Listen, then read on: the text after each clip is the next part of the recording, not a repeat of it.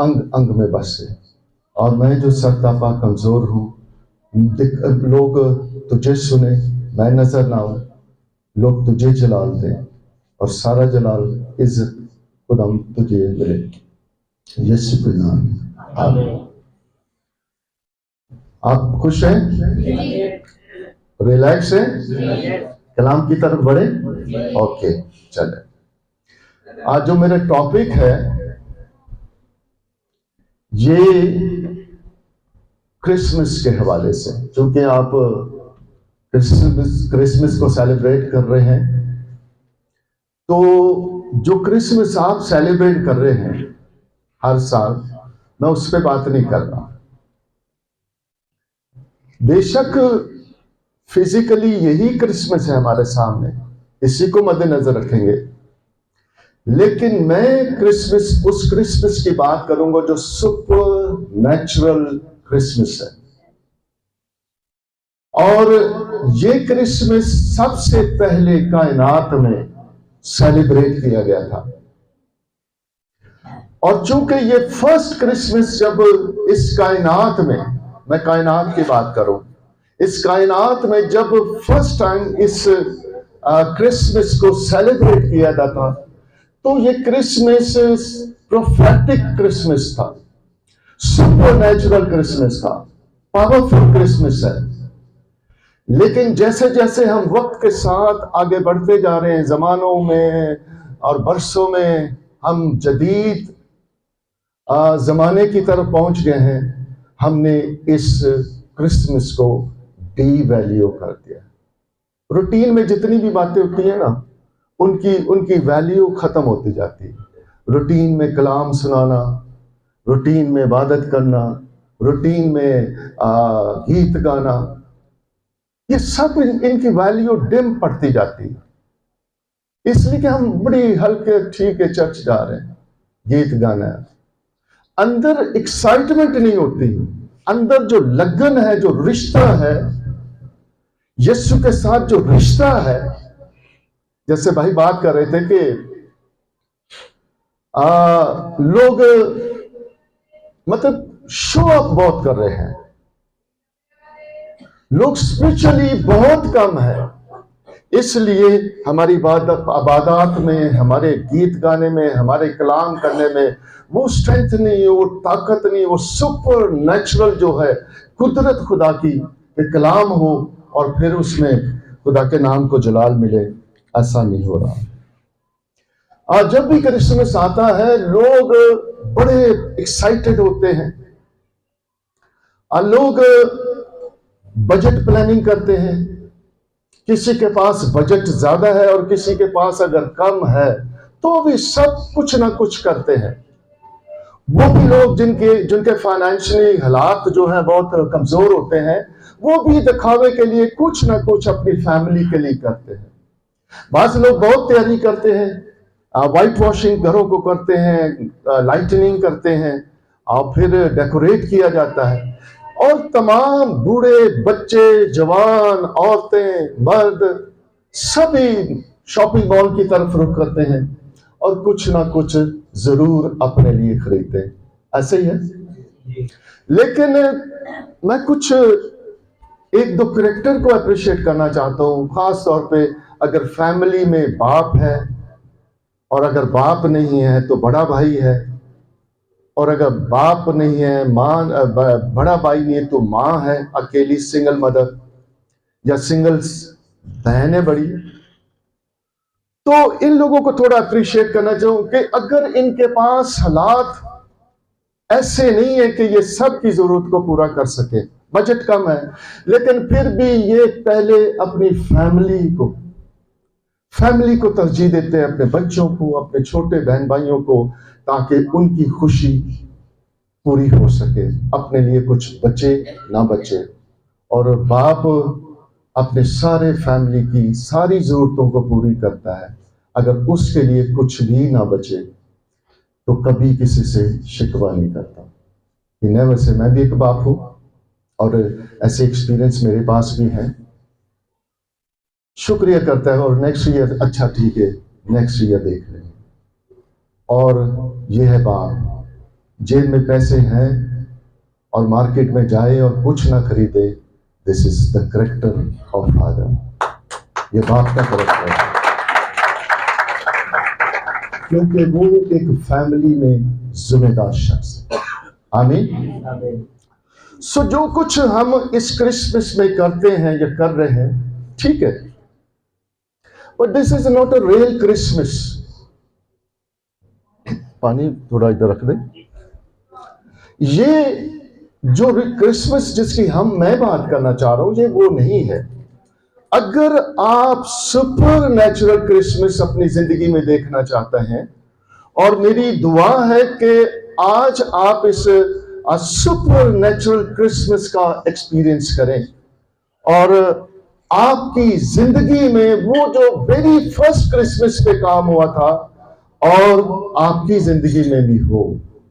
और ऐसा होता है हर क्रिसमस पे, जहां हम फिजिकली तैयार हो रहे हैं, फिजिकली अपने जान बदन को प्रिपरेशन कर रहे हैं, तो बहुत सारे लोगों की जिंदगी में सुपर नेचुरल काम भी होते हैं, क्योंकि हमारा खुदावंद जिंदा है। वो कब्र में से जिंदा हो के तीसरे रोज मुर्दों में से जी उठा और आसमान पे गया है। वो आज भी मेरिकल करता है, वो आज भी अपनी कुदरत को सुपर नेचुरल तरीके से जाहिर करता है। तो हर क्रिसमस पे ही कुछ ना कुछ सुपर नेचुरल काम होता है। क्यों होता है? इसलिए कि जो इस क्रिसमस का मेन कैरेक्टर है, जो इस क्रिसमस का मेन थीम है, वो मसाया है, वो बादशाह है, वो बादशाहों का बादशाह है, ठीक है। और ना सिर्फ कौमों का, उम्मतों का बादशाह है, बल्कि वो बादशाहों का भी बादशाह है। और ना सिर्फ बादशाहों का, बल्कि जो जमीन पर अपने आप को या आसमान पर अपने आप को खुदावंद कहलाते हैं, ये उनका भी खुदावंद है। सो बादशाहों का बादशाह और खुदावंदों का खुदावंद है, और ये सारी कायनात का बादशाह है। आमीन। छोटा बादशाह नहीं है, सारी कायनात का मोस्ट हायर मोस्ट सुप्रीम बादशाह है। और बादशाहों के लिए प्रोटोकॉल होता है। प्रोटोकॉल के बगैर आप बादशाह से मिल नहीं सकते। क्रिसमस का मतलब जो है, क्रिसमस दो लफ्जों से बनता है। एक है क्राइस्ट, ये इंग्लिश का वर्ड है, लेकिन अब्रानी में ये क्रिस्तोस या क्रिस्तस है, जिसका मतलब है अनॉइंटेड वन, मसा किया हुआ। और दूसरा लफ्ज है मास, यानी इबादत। सो मसीह की इबादत, मसीह यीशु बादशाह की इबादत, उसकी प्रस्तुत। सो जो बादशाहों का बादशाह है, उसका प्रोटोकॉल है। कदीम जमाने से ये चला आ रहा है कि जब कोई बादशाह पैदा होता था तो उसको तहाई पेश किए जाते थे। आज भी वो दस्तूर चला आता है। आज भी बड़े बड़े जो बादशाह हैं, जो प्रेसिडेंट्स हैं, वो जब किसी से मिलते हैं या उनसे कोई मिलता है तो उनको प्रेजेंट दिए जाते हैं, तोहफे तोहफे दिए जाते हैं। डोनाल्ड ट्रंप इस वक्त अमेरिका का बादशाह है ना, और जब वो कतर में आएगा उसको $400 का कतर के बादशाह ने जहाज पेश किया, तो करोड़ों रुपए, 40 करोड़ रुपए का बनता है, $40 करोड़ का, सॉरी। तो बादशाहों को बगैर आप गिफ्ट के यू कैन नॉट सी। यहां तो वो है जो बादशाहों का बादशाह, खुदावंदों का खुदावंद है, और आप जब उसको मिलने आते हैं तो आप किस तरह आते हैं? प्रोटोकॉल के साथ आते हैं।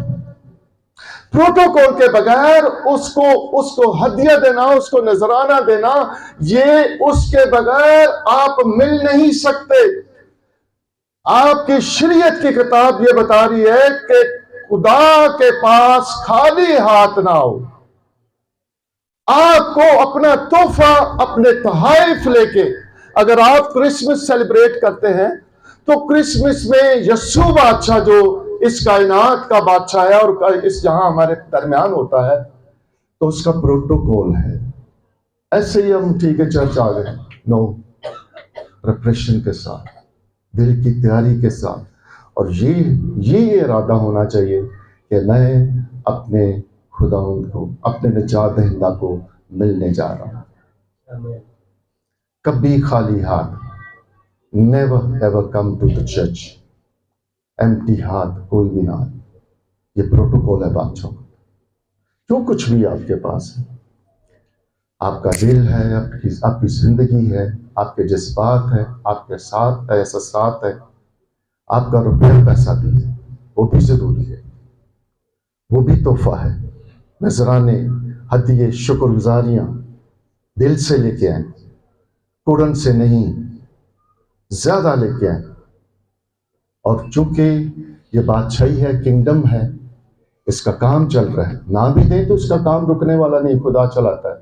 बच्चों, आपकी जिम्मेदारी, ये डिवाइन प्रिंसिपल है, कानून है, लॉ है कि आप उसके हुजूर खाली नहीं आ सकते, बादशाह को मिल जाए। आमीन। सो जैसे जैसे क्रिसमस गुजरता जाता है, इसके साथ हम इसको डी वैल्यू, इसकी इज्जत, इसकी ऑनर कम करते जा रहे हैं। पहले पहले जब क्रिसमस सेलिब्रेट होता था, लोग हैप्पी क्रिसमस बोलते थे, बड़ा दिन मुबारक हो। बड़ा दिन क्यों कहते थे? इसलिए कि अब यहाँ पे वो आया है जो सबसे बड़ा है, जो खुदावंदों का खुदावंद, बादशाह का बादशाह है, सुप्रीम गॉड है, कायनात का क्रिएटर है, खालिक है, मालिक है। वो जमीन पे हमारे पास आया है, इसलिए ये बड़ा दिन है।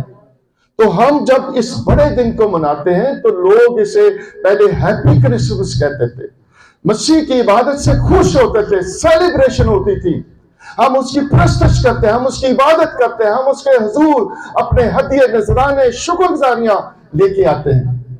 वो जो वाइज मैन थे, वो जब उस बादशाह को, यीशु बादशाह को देखने आए थे, तो उन्होंने क्या किया था? अपने तहाइफ लेके आए थे, बड़ी दूर से आए थे, तैयारी के साथ। 2 साल कंटिन्यू वो चलते रहे थे। हम अपने घर के पास से नहीं आ सकते, वो मशरक से आए हैं, दूर से, दुखों से, मुसीबतों से, परेशानियों में, गर्मी सर्दी में सफर किया है। क्यों? इसलिए कि वो बादशाह का दीदार करने के लिए आए। आमीन। सो जैसे जैसे जमाना तरक्की करता गया, हमने इस क्रिसमस को डी वैल्यू करते गए, और फिर एक वक्त आया कि लोगों ने क्रिसमस के बजाय x max, happy x max कहने शुरू कर दिया। एक्स जो ग्रीक वर्ड है, क्रिस्टस यहां से निकलता है, क्रिस्टस या क्रिस्टोस। तो ठीक है, चलो इसका भी मीनिंग क्रिस में है। अब आप यूनानी समझते हैं तो आपको इस लफ्ज की समझ आएगी, अगर यूनानी नहीं समझते तो फिर हमारे लिए ये लफ्ज बेकार है कि हम किसी को हैप्पी एक्स मैक्स कहें, हैप्पी एक्स मैक्स। तो ठीक है, मीनिंग इसका ठीक है, बट लोगों को समझ रहेगा। हमारे लिए मीनिंग यही अच्छा है कि हैप्पी क्रिसमस, बड़ा दिन मुबारक हो। फिर आज जमाना इतना तरक्की कर गया है, इतना तरक्की कर कि लोगों ने इस लफ्ज को अपनी जिंदगी से, अपने करैक्टर से निकालना चाहा है। लोग अच्छा नहीं समझ रहे, क्योंकि इसमें खुदा के बेटे का जिक्र, लोग खुदा के बेटे का इनकार कर रहे हैं। वो नहीं चाहते कि हम इस शख्सियत को या इसको खुदा माने या खुदा का बेटा माने, हम इस नाम को ही अपनी जिंदगी से कट डाउन करते जाए। तो लोगों ने हैप्पी क्रिसमस की बजाय इसको हैप्पी सीजन कहना शुरू। आप बहुत सारे लोग हैप्पी सीजन कहते हैं। फिर और जमाना तरक्की करता गया, और आजकल बिल्कुल हैप्पी सीजन भी नहीं कहते, हैप्पी फेस्टिवल कहते। हैप्पी फेस्टिवल त्योहार कोई भी हो सकता है। आपने जिसका ये त्योहार है, उस मसाया को, उस बादशाह को बीच में से बिल्कुल कट डाउन कर दिया है, और सिर्फ एक फेस्टिवल के तौर पे, एक ईद के तौर पे, एक जश्न के तौर पे हम इस क्रिसमस को मनाते हैं। इसलिए मैं इस क्रिसमस की बात नहीं कर रहा, मैं बात कर रहा हूं सुपर नेचुरल क्रिसमस की। आमीन। सो आइए इसके लिए एक हवाला पढ़ते हैं, और ये हवाला जो है वो क्रिसमस से रिलेटेड नहीं है, क्रिसमस का इसमें कोई बयान का जिक्र नहीं है, लेकिन हम इस हवाले को पढ़ेंगे, और इस हवाले से ही हमें पता चलेगा कि व्हाट इज क्रिसमस और क्रिसमस में क्या हुआ था। आमीन।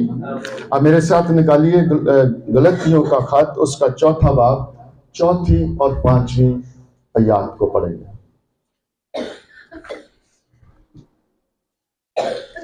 ये तो बहुत ठंडा है। हाँ जी ठीक है। निकाला आपने? जी पढ़िए कोई। लेकिन जब वक्त पूरा हो गया तो खुदा ने अपने बेटे को भेजा जो औरत से पैदा हुआ और शरीयत के मातहत पैदा हुआ, ताकि शरीयत के मातहतों को मोल लेकर छुड़ा ले और हमको लेपालक होने का दर्जा मिले। आमीन। जब वक्त पूरा हुआ, जब वक्त पूरा हुआ, खुदा डिवाइन इंटरवेंशन करता है जमीन पर। ये वक्त हमारा नहीं है, खुदा का अज़ली मंसूबा।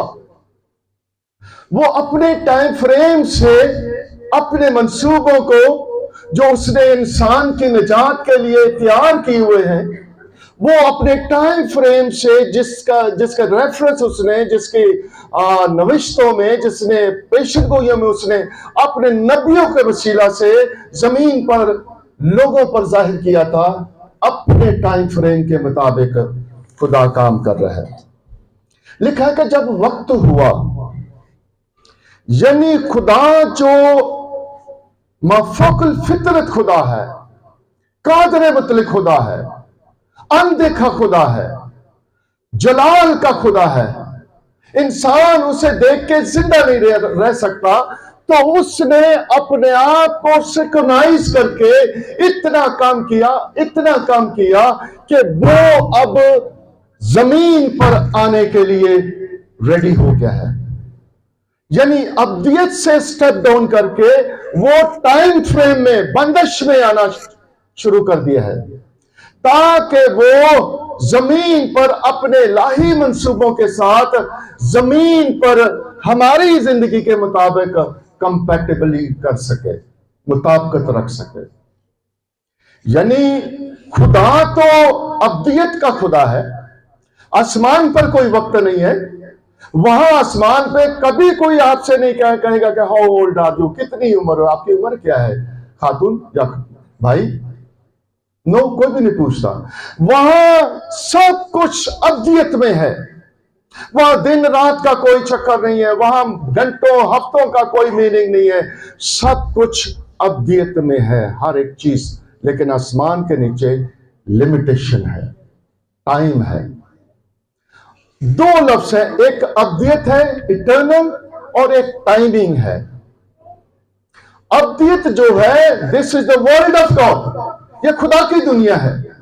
लेकिन टाइमिंग जो है, ये हमारी दुनिया है। हम रहते हैं, हम वक्तों में, बरसों में, महीनों में जिंदगी बसर कर रहे हैं। लिमिटेशन है हमारी उम्र की एक हद है। सब कुछ जो आसमान के नीचे है वो मिटने वाला है। अब मेरे साथ है, समझ आ रही? सो सब कुछ जमीन पे जो है वो मिटने वाला है, इसलिए कि ये लिमिटेशन है, ये पाबंदी में है, ये वक्त की कैद में है। हम सब एक हद तक हैं, लेकिन खुदा हर डिमेंशन में है। उसकी कोई हद ला इंतहा है, इब्तिदा इंतहा है, अल्फा और ओमेगा है।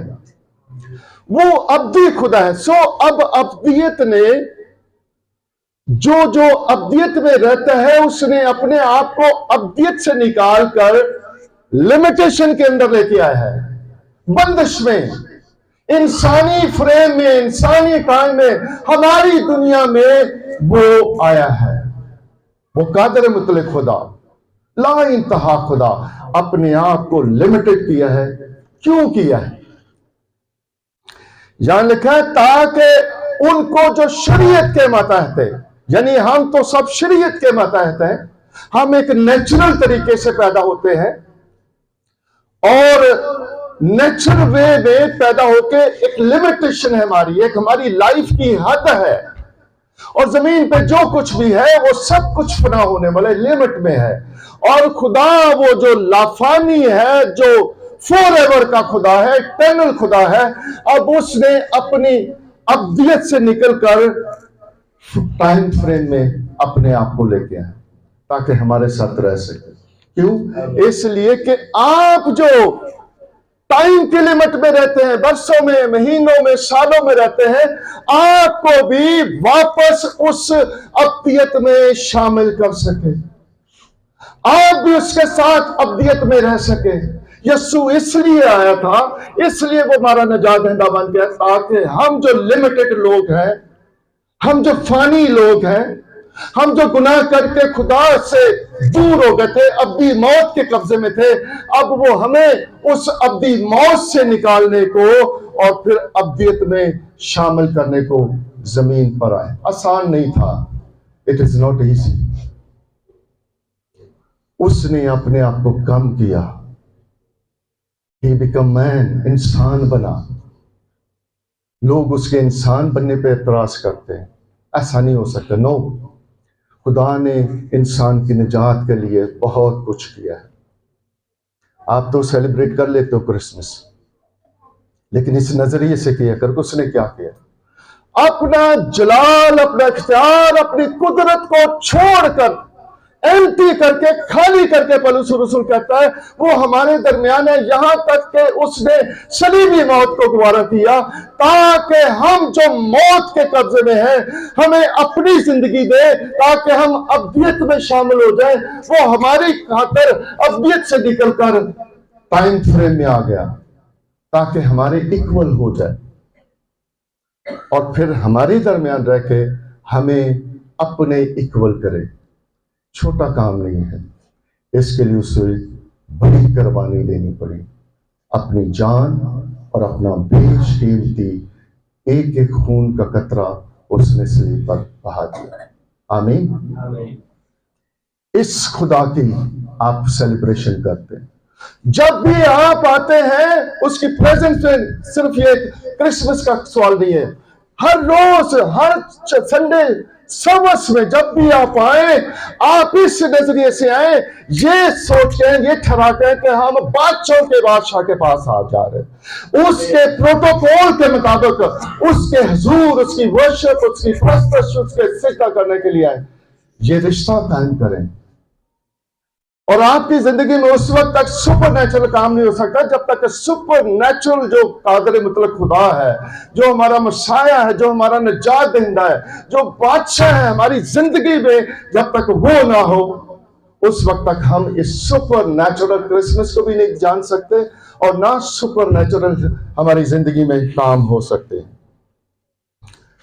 मसाया का होना, यीशु मसीह जो बादशाह है, उसके बगैर क्रिसमस फेस्टिवल है, ये जश्न है जिसमें लोग शराबें पीते हैं, इंडियन गानों पे डांस करते हैं, अजीब तमाशे करते हैं, and this is not a Christmas.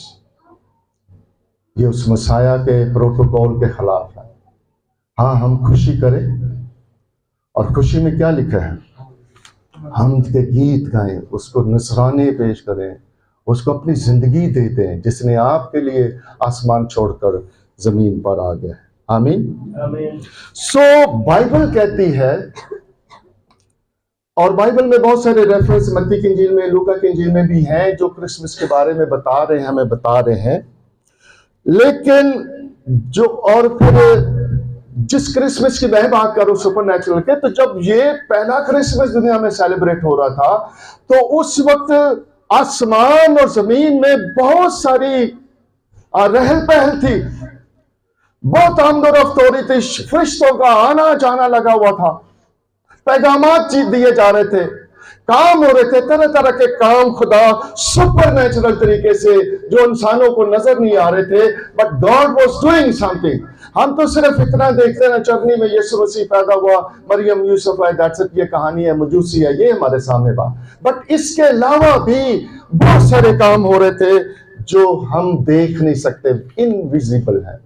जो चीजें विजिबल हैं वो हम देख रहे हैं, चरनी देख रहे हैं, यूसुफ को देख रहे हैं, मरियम को देख रहे हैं, बच्चे को देख रहे हैं, बट जो चीजें इनविजिबल हैं उनको नहीं देख रहे। ये तभी देखेंगे जब इनविजिबल गॉड, अनदेखा खुदा आपकी जिंदगी का महवर हो, आपके दिल का बादशाह, आपके जिंदगी के तख्त पर वो बैठा हो, तो आप उसके साथ सुपर नेचुरल काम को देख सकते हैं। आमीन।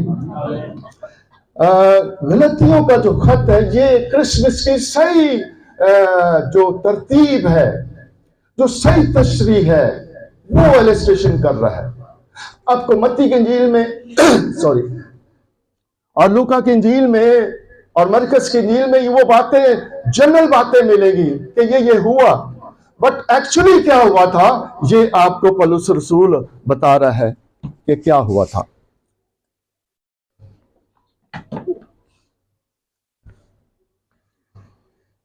लिखा है कि जब वक्त पूरा हुआ, खुदा अपने टाइम फ्रेम में जब वो अपने लाही मंसूबे को जमीन पर लाना चाहता था, तो अब्दियत को लेके वो अपने आप को जमीन के मदार में आया। अब जमीन ऐसी है, यहां जमीन जो डिजाइन की गई है इसमें इंसान रह सकता है, इंसान के अलावा कोई चीज नहीं रह सकती। ये जिस्मानी एक मादी चीज है। सो रूहों के लिए जो है जमीन डिजाइन नहीं की गई, इसलिए जब इंसान मर जाता है तो रूह जहां से आती है वहां चली जाती है, और जिस्म चूंकि मिट्टी से लिया जाता है ये मिट्टी में चला जाता है, रूह अपने मकाम पे चली जाती है, क्योंकि ये जगह जमीन जो है रूहों के लिए नहीं है। सेटन जब आदम और हवा को बहकाता है तो उस वक्त वो स्पिरिट है, खुदा रूह है, फरिश्ते रूह है, फिर जीसस क्राइस्ट रूह है, रूह कुछ रूह है। सो आसमान पर जो सारे लोग हैं वो स्पिरिट हैं, लेकिन उनके स्पिरिचुअल बदन भी है, रूहानी बदन है। लेकिन जब जमीन पे आते हैं तो उनको जिस्म चाहिए। यीशु मसीह को जमीन पे आने के लिए जिस्म चाहिए था, एक शरई तरीका चाहिए था कि वो जमीन पर हमारे साथ रह सके, इसलिए वो इंसान बना। और आदम और हवा को जब शैतान बहकाने लगा था तो उसको भी बदन चाहिए था, उसने इल्लीगल बदन लिया था, नामनासब बदन जो शैतान ने लिया, वो सांप का बदन लिया, सांप में से होकर वो हवा के पास गया और उसको धोखा दिया। बदन चाहिए होता, अगर जमीन पे रहना है तो बदन चाहिए, इसलिए यीशु लीगली ऑफिशियली तौर पे आसमानों से भी प्रूव और जमीन से भी प्रूव, कोई उस पे बात नहीं कर, इसलिए वो ऑफिशियल तौर पर जमीन पर हमारी निजात के लिए इंसान बन के आया। आमीन। सो खुदा ने डिवाइन इंटरवेंशन की। आज मैं आपको 3 बातें बताना चाहता हूं इस हवाले से, इस सुपरनैचुरल काम में जो हमें नजर नहीं आता क्या हुआ था। नंबर 1, माफाकुल फितरत मूवमेंट, सुपरनैचुरल मूवमेंट, नक्लो हरकत। इस क्रिसमस के दौरान जब जीसस क्राइस्ट जमीन पर आते हैं तो एक सुपरनैचुरल जो थी वो मूवमेंट शुरू होती है। और यहां ये सबसे पहली जो सुपरनैचुरल मूवमेंट थी ये मकस्सा मरियम और यूसुफ के खानदान में शुरू होती है। यूसुफ नासरत में गलील में रहता है। अब उसको बैतलहम में आने के लिए उसका कोई जवाज नहीं है। अगर यीशु मसीह की पैदाइश होनी है तो वो नासरत में हो, लेकिन खुदा ने अपने नबियों के वसीले से जो कहा था उस मजमून के मुताबिक, उस कलाम के मुताबिक खुदा ने अपने बेटे को जमीन पर भेजा कि वो बैतलहम में अफराता के गांव में, टाउन में पैदा हो। अब इसके लिए कोई तरीकाकार बनाया जाए, तो खुदा ने यूसुफ के घराने में काम किया। ये सुपरनैचुरल काम था, लोगों को नहीं पता क्या हो रहा है, लेकिन यूसुफ को भी नहीं पता, मरियम को भी नहीं पता, दुनिया को नहीं पता कि ये क्या हो रहा है, but God was doing something, खुदा कुछ कर रहा था। उसने यूसुफ को वहां से सफर के लिए कायल किया कि वो निकले, लेकिन यूसुफ जाना नहीं चाहता। खुदा ने इस डिवाइन मूवमेंट के लिए खुदा ने रोमन गवर्नमेंट को शेकन कर दिया। सीजर अगस्तस जो है, जो कैसर अगस्तस था, खुदा ने उसके दिल को मारा अब उसके दिल को भरने का मकसद यह था कि जो रोमन बादशाह है, रोमन सीजर है, कैसर है, उसने एक फरमान जारी किया कि सारी दुनिया में मर्दमशुमारी की जाए। जहां जहां भी जो फैमिलियां रहती हैं अपने बाओजदाद में जाके रजिस्ट्रेशन करवाएं, अपने बाओजदाद में। और चूंकि यूसुफ दाऊद के नस्ल में से था, इसलिए उसको अपने बाओजदाद में जाना पड़ा। वो गलील से निकलकर उसको आना पड़ा। और चूंकि कलाम में लिखा कि अपने हुकूमतों के, अला हुकूमतों के ताबे रहो। यूसुफ जो था बड़ा डिसेंट शख्स था, रास्तबाज था, सॉफ्ट हार्टेड था, नरम दिल था। उसने तायीद की, हुक्म माना कि मुझे जाना चाहिए। गो के उनके लिए हालात नासाजगार थे। मरियम उस वक्त प्रेग्नेंट थी और उसकी प्रेगनेंसी जो थी वो करीब थी, वो बच्चा जन्ने के करीब थी। उसके लिए सफर करना ये मुश्किल था, नामुमकिन था। लेकिन चूंकि ये खुदा की तरफ से था कि मरियम और यूसुफ वहां जाए और यीशु मसीह वहां डिलीवर हो, इसलिए खुदा डिवाइन तरीके से उनके साथ चला। और चूंकि ये सफर जो था ये वहां से नासरत से निकलकर बैतलहम फ्राता में आने के लिए ये डिवाइन जर्नी थी। क्यों कह रहा हूं मैं डिवाइन जर्नी थी? इसलिए कि जो मकस्सा मरियम के पेट में था वो डिवाइन था,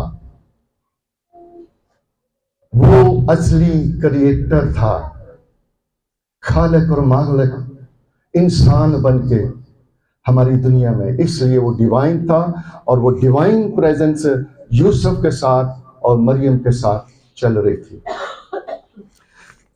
ये 145 माइल जो है नासरत से बैतलहम का सफर है।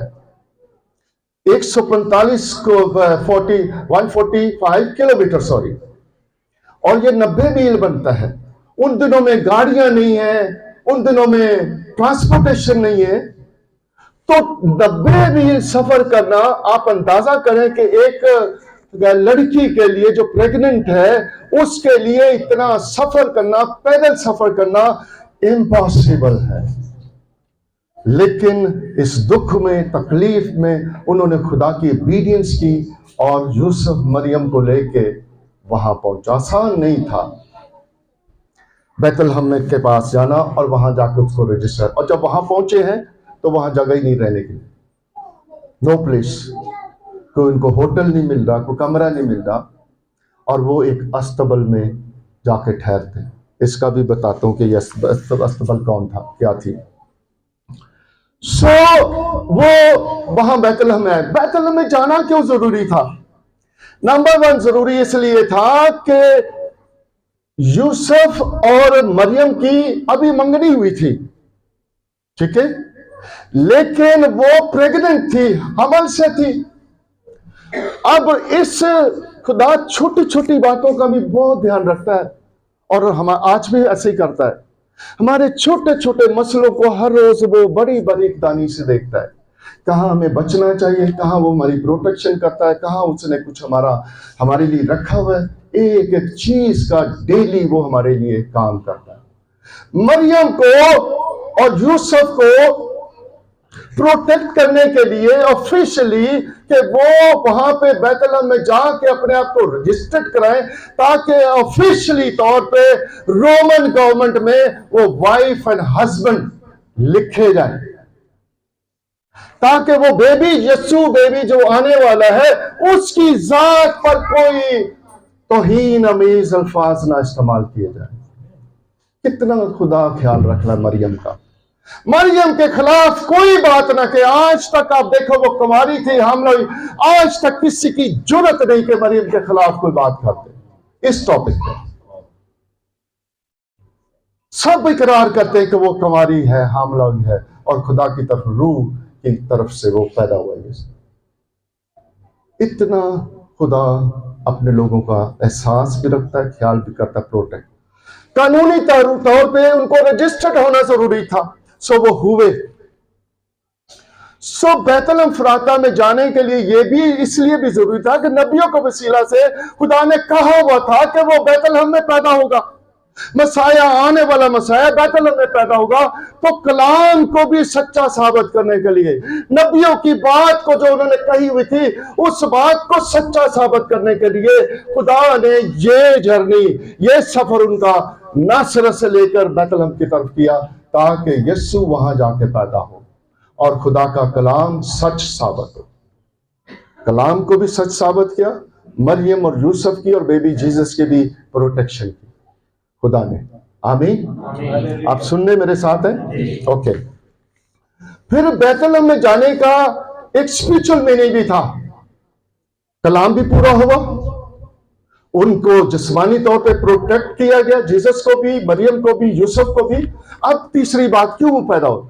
बैतलहम 3 चीजों के लिए फेमस है। एक, रोटी के लिए, वहां की गंदम बहुत अच्छी थी। सुलेमान बादशाह की टेबल पे जो रोटी बन के आती थी वो बैतलहम के गंदम से आती थी। सबसे दुनिया में ज्यादा बेहतरीन गंदम बैतलहम अफराता की।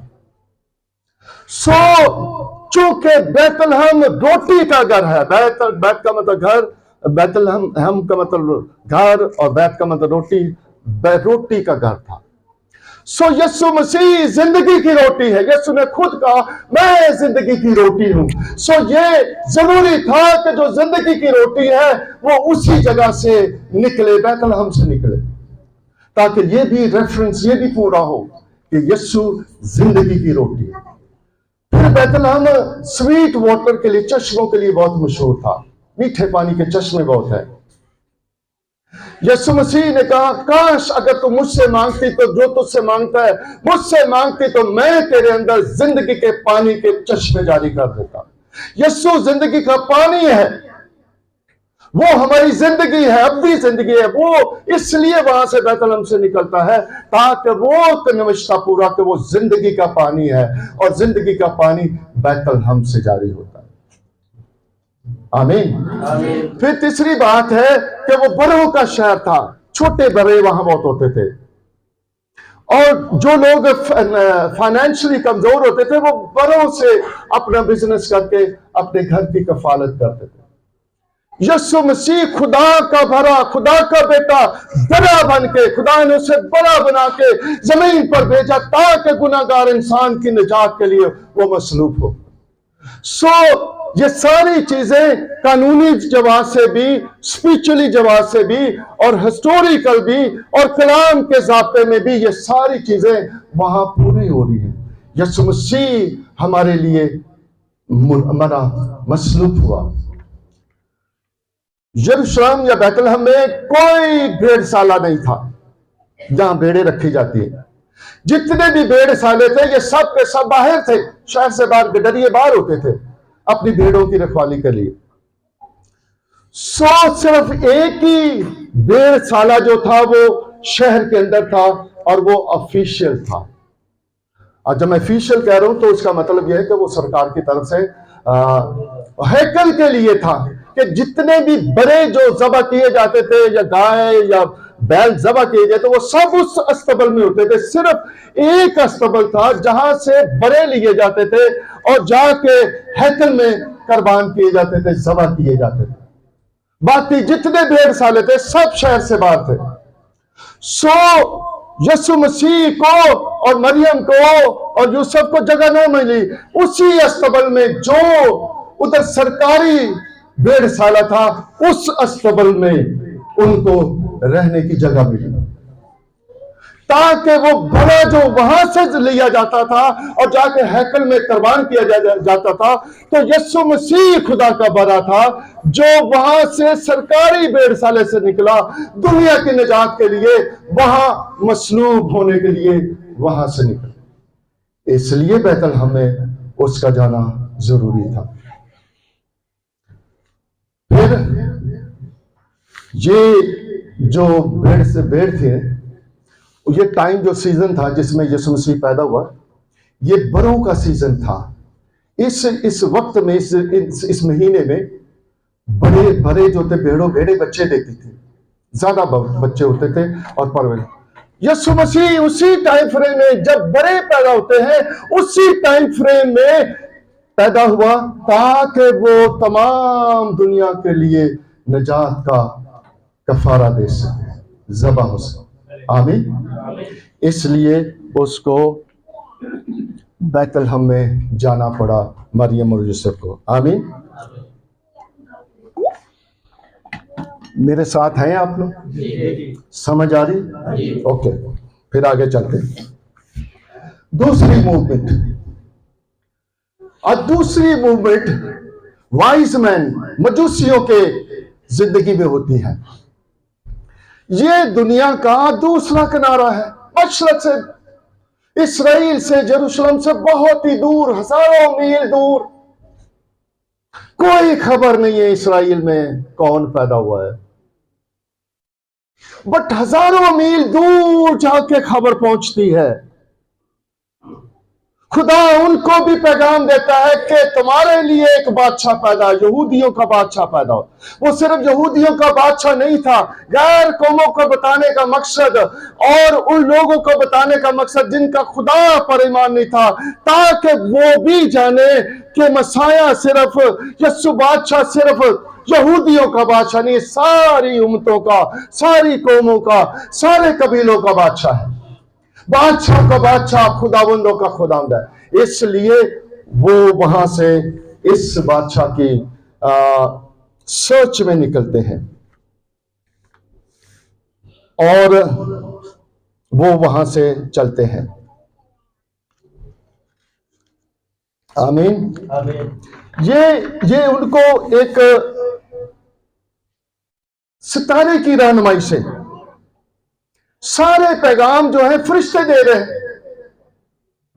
बट इनको एक सितारे ने मैसेज दिया है। अब उन दिनों में चूंकि लोग इल्म में, सितारों का इल्म समझते थे, वाइस मैन थे, और उनको पता चल जाता था कि कौन सा सितारा किसके लिए जाहिर हुआ है। और ये एक अजीब सितारा था जो दुनिया में जाहिर किया गया। इससे पहले कभी ऐसा सितारा दुनिया में ना देखा गया ना। ये एक अजीब सितारा था और इस अजीब सितारे का मैसेज था कि दुनिया में कोई बड़ी शख्सियत पैदा हुई है। और साथ साथ इस मैसेज के साथ उस, चूंकि वो इल्म समझते थे, उनको ये बताया गया, रूह में बता दिया गया कि ये बादशाह है। सो इस बादशाह को देखने के लिए वो अपना सब कुछ छोड़ के इस सफर में निकल पड़ते हैं ताकि वो जाके इसको देखें, बैतलहम में आए। कोई पता नहीं उनको, कोई पता नहीं है उनको कहां जाना है, कोई एड्रेस नहीं है, कोई नाम नहीं पता बादशाह का, कोई घर का इल्म नहीं है, बट निकल पड़े हैं एक सितारे की रहनुमाई में। और मैं आपको साइंस की बात बता दूं, सितारे कभी भी मूव नहीं होते, ये साइंस की बात है। सितारे ना चलते हैं, ना बातें करते हैं, ना मूव होते हैं, ना गायब होते हैं, वो रहते हैं, स्टिल है। लेकिन ये सितारा हरकत करता है, चलता है, रुकता है, गायब हो जाता है, नजर आता है, फिर चलना शुरू हो जाता है। ये एक अजीब सितारा है। और हम देखते हैं कि सारे मैसेज तो सिर्फ फरिश्ते दे रहे हैं, लेकिन इनको सितारे की रहनुमाई दी गई है, इसलिए कि वो फरिश्तों को नहीं जानते, उनको यहोवा खुदा का कुछ इल्म नहीं है। जूस को तो पता है, यहूदियों को पता था, आम लोगों से भी फरिश्ते मिलते थे। इब्राहिम ने फरिश्तों देखा, फिर यशवा ने, मूसा ने, आम लोगों ने, जदून ने देखा, सबने फरिश्ते देखा, मरियम ने देखा, उनके एक्सपीरियंस थे। और बहुत सारे नबियों ने देखा, न फरिश्ते आते थे, बात करते थे, लेकिन इनके पास कोई एक्सपीरियंस नहीं। इनको बताने के लिए इनकी लैंग्वेज चाहिए थी। खुदा छोटी छोटी बातों का ध्यान रखता है कि किसको किस तरह कायल करना है, किसको किस तरह। खुदा आपकी जिंदगी में भी ऐसी मूवमेंट करता है। आज भी आप कहीं इधर उधर मूव हो रहते हैं। बाज दफा अगर आप अपने तरीके से मूव हो रहे तो आप में भी फेलियर हो जाए, नाकाम हो। एक शहर से दूसरे शहर कहीं जा रहे हैं, एक मुल्क से दूसरे मुल्क में कहीं मूव हो रहे हैं, अगर आप अपनी मर्जी से जा रहे हो तो फिर में भी आप नाकाम हो।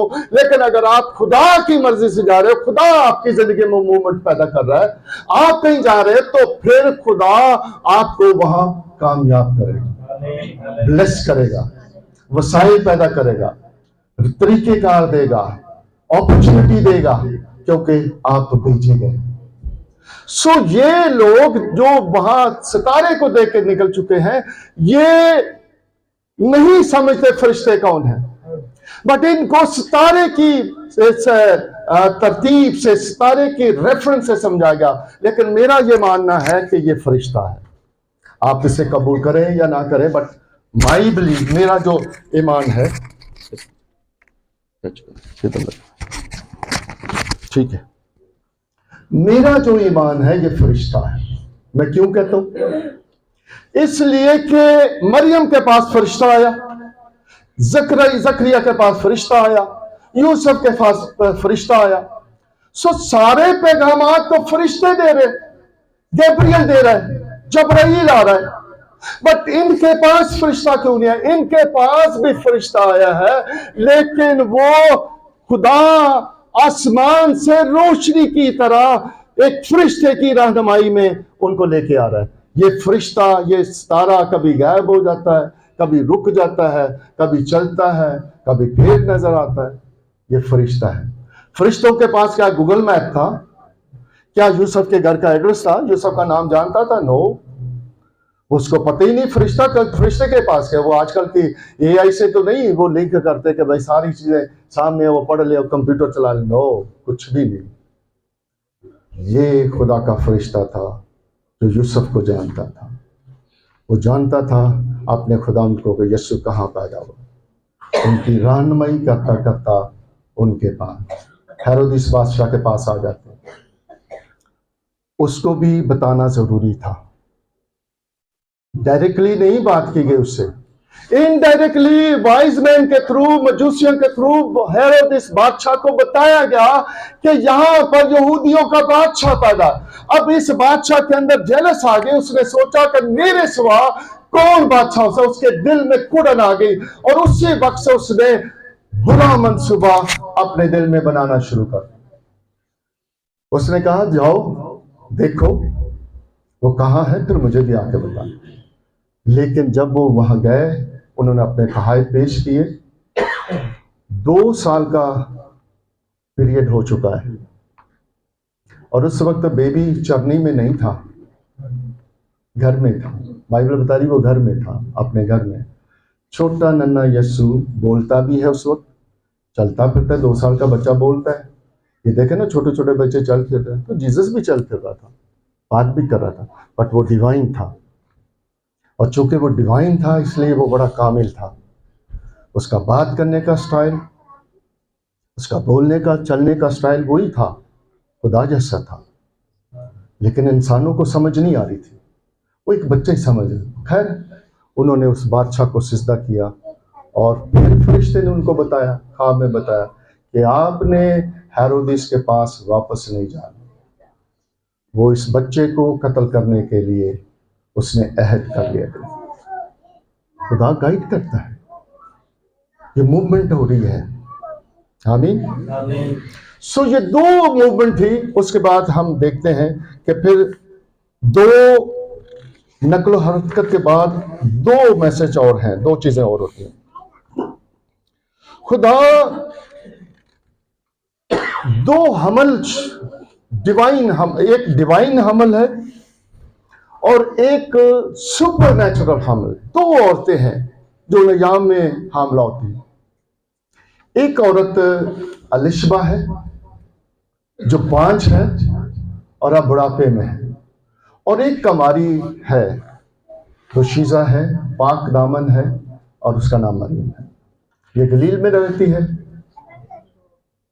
और खुदा ने इसको चुना कि जीसस, यीशु इसके हाथ से, इसके बतन से निकले। सो दोनों की सिचुएशन, दोनों के हालात अलग अलग है। एक अलिशबा जो है, एक औरत जो वो शादीशुदा है, लेकिन दूसरी औरत कंवारी है, उसके बारे में लिखा वो मर्द को नहीं जानती, लेकिन ये शादी का एक्सपीरियंस रखती है, पर बांझ है, सारी उम्र इसके घर में औलाद नहीं। दुआएं कर करके जकरिया भी और लिशबा भी बेटा बूढ़े हो चुके हैं, दोनों ही बूढ़े हो चुके हैं।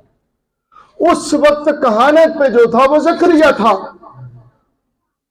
सो जकरिया को पहले मैसेज मिला कि जकरिया तेरी दुआएं सुन ली गई हैं। अब वो तो सारी उम्र ही दुआएं का पादरी था, काहिन था, तो वो दुआएं तो करे। अब उसको याद नहीं कौन सी दुआएं मैंने की। उसने कहा तेरी दुआ सुन ली। अब वो परेशान हो गए, कौन सी दुआ? उसने कहा कि तेरी बीवी लिशबा जो बांझ है उसके हां बेटा होगा। वो कहते कैसे हो सकता है, मैं बूढ़ा हूं, मेरी वाइफ बूढ़ी है, ये तो इम्पॉसिबल। प्यार से समझा रहा है फरिश्ता उसको, पर उसकी समझ में नहीं आ रही बात। उसने थोड़ा फिर अपनी टोन में समझाया, मैं जबराइल हूं, मेरा नाम जबराइल है और मैं यहोवा खुदा के हुजूर खड़ा। ये बताने से उसको पता चल गया कि सामने कौन सी शख्स है। उसने कहा ठीक है खुदा, पर देख तेरा बेटा होगा, पर तू उसका नाम यूहन्ना रखना, और उस वक्त तक तू नहीं बोल पाएगा। जिस दिन ये बेटा पैदा होगा और तू उसका नाम रखेगा तो तेरी जबान खुलेगी। वो जब बाहर आया वो कुछ नहीं बता सका उसके साथ क्या हुआ है। फरिश्ता देखा है, लेकिन लोगों ने अंदाजा कर रहे हैं कि इसके साथ कुछ हुआ है।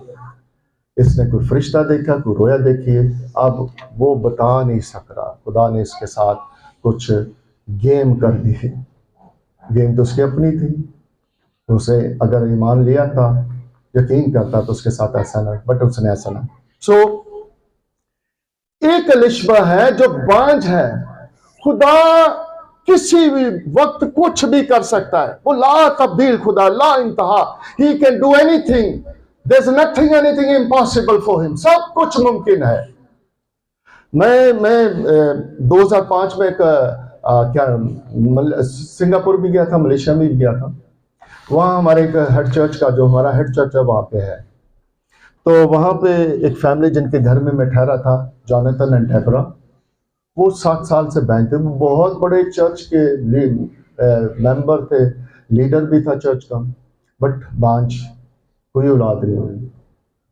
खुदा मुझे पाकिस्तान से वहां ले गया, उसके घर में ठहरा मैं 10 दिन ठहरा, बट उस घर में मैं रो रो के दुआएं कर रहा था। खुदा मेरे तो 5 बच्चे हैं, मैं रौनक से हूं, शोर शराबे से हूं, ये सन्नाटे में मैं किधर फंसा हूं।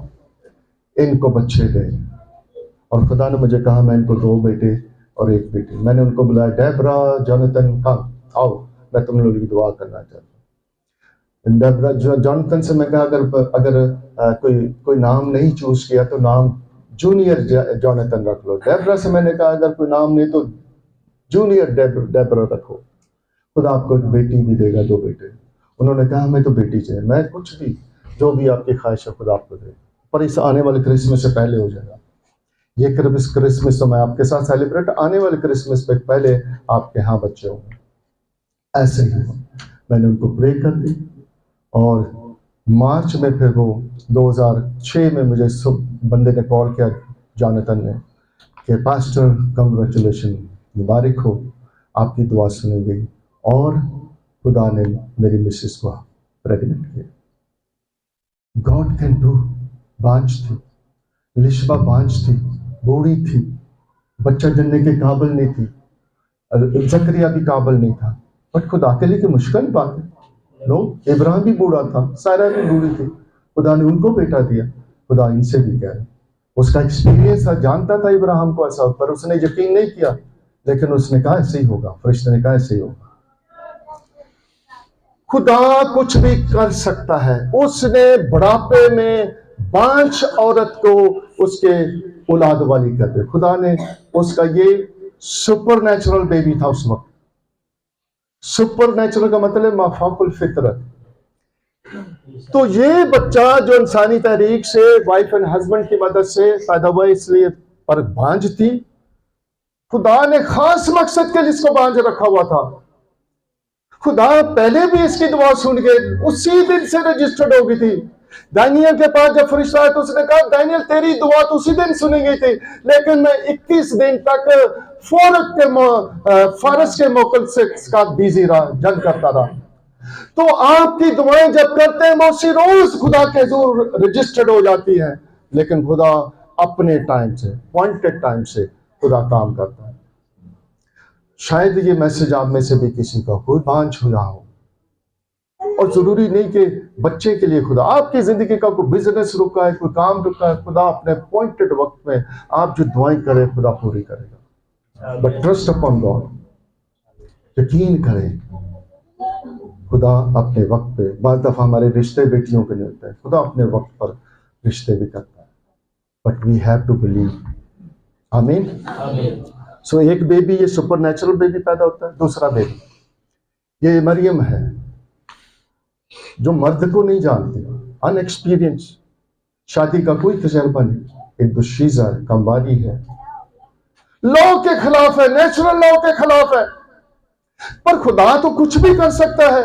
आदम को वो बगैर मां के, बगैर बाप के बना सकता है, ये हमें समझ में आता है।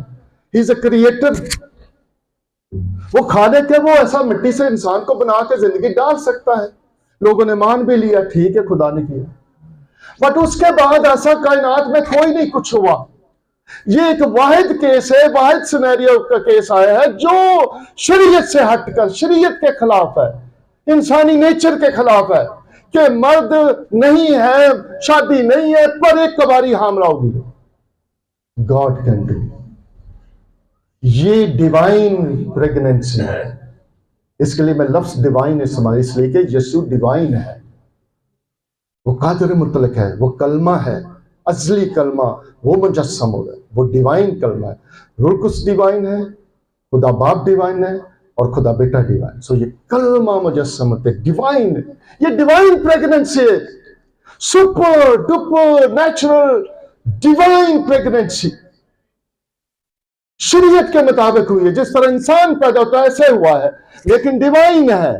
इंसान का इसमें कोई दखल नहीं है, रूह कुछ खुदा का है, उसके वसीला से मरियम प्रेग्नेंट है, और खुदा ऐसा कर सकता है। उसके लिए टाइम फ्रेम कुछ नहीं है, उसके लिए मर्द औरत का कोई क्वेश्चन नहीं है, उसके लिए एज का कोई क्वेश्चन नहीं, कुछ भी खुदा करने के लिए कादर मुतलक है। आमीन।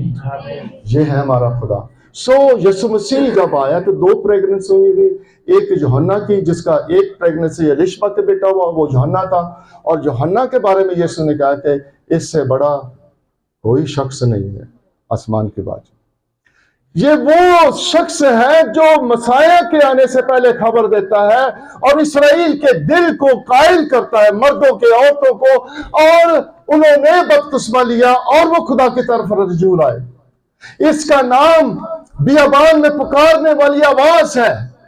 यह खुदा की आवाज, खुदा की तरफ से आया, और उसके पास ऐसा मैसेज था, ऐसा कलाम था जो लोगों को कायल कर देता। फकीरों फरीसियों को भी उसने तोड़ डाला ताकि वो भी खुदा की तरफ लौट आए। सो इस बेबी का नाम यूहन्ना था, यूहन्ना बपतिस्मा देने वाला, और दूसरा बेबी जो था वो यीशु था, डिवाइन था। आमीन। और आप लोग हैं मेरे साथ? इसको वाइंड अप कर दो कि आगे चलो थोड़ा? अच्छा शायद चलो मैं इसको वाइंड अप कर देता। सो ये दो काम हुए, और तीसरा काम था मैसेजेस, डिवाइन सुपर मैसेज खुदा ने दिए। एक मैसेज गडरियों के पास है, तुम्हारे लिए दाऊद के शहर में एक मनंजी पैदा हुआ है, खौफ ना, डरो ना। बादशाहों की खबर किसी को नहीं मिलती। जब बादशाह पैदा होते हैं तो बादशाहों के पास वो खबर होती है, गरीबों के पास कहां? तो गरीबों को, बेचारों को तो पता नहीं। ये शहर से बाहर उजाड़ में, बियाबान में अपनी भेड़ों बकरियों के पास है। सर्दी गर्मी में ये वहीं रहते हैं, कभी कभार अपनी फैमिलियों में हफ्ते में, जब महीने में आते हैं। कुछ खबर नहीं क्या हो रहा था, बट इनको जाकर फरिश्ते ने मैसेज, डिवाइन मैसेज था, सुपर मैसेज था, सुपर डुपर मैसेज के तुम्हारे लिए गुड न्यूज है। ये क्रिसमस जो सुपर नेचुरल क्रिसमस है, आपके लिए गुड न्यूज है। आपके लिए बादशाह दुनिया निजात दहिंदा है। इसको जब मिलने के लिए आते हैं, इसको इसका प्रोटोकॉल कम ना करें, चाहे आप 10 दफा दिन में मिले उसे, बट वही जोश, वही एक्साइटमेंट कि हमारा खुदावंद है, हमारा निजात देता, उसकी ऑनर करें, उसको इज्जत दें, उसकी इंटीग्रिटी में कुछ कमी ना आए, क्योंकि वो बादशाहों का बादशाह खुदावंद खाता। मरियम को मैसेज दिया, तो खौफ न कर, तेरे पर फजल हुआ है, तू सरफराज होगी।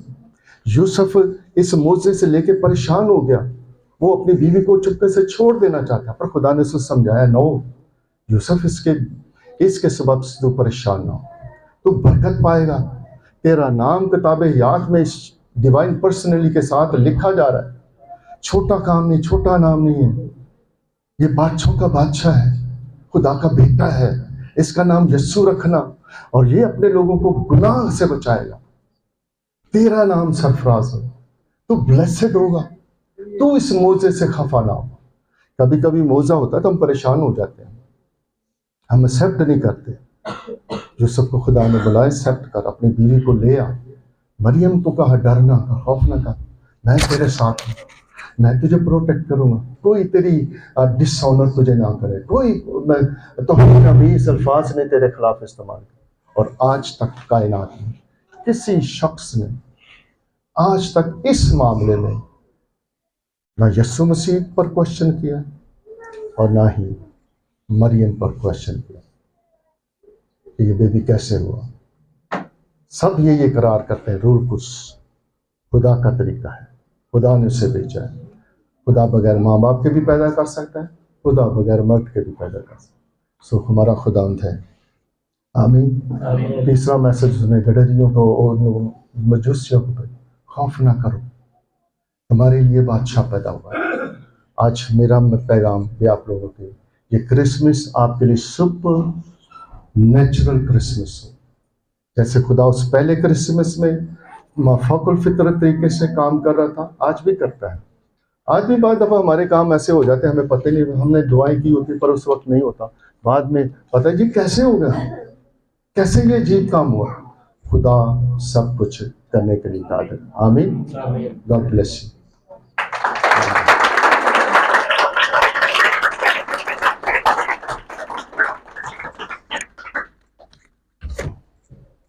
हम सब अपनी आंखें बंद करेंगे और दुआ करेंगे।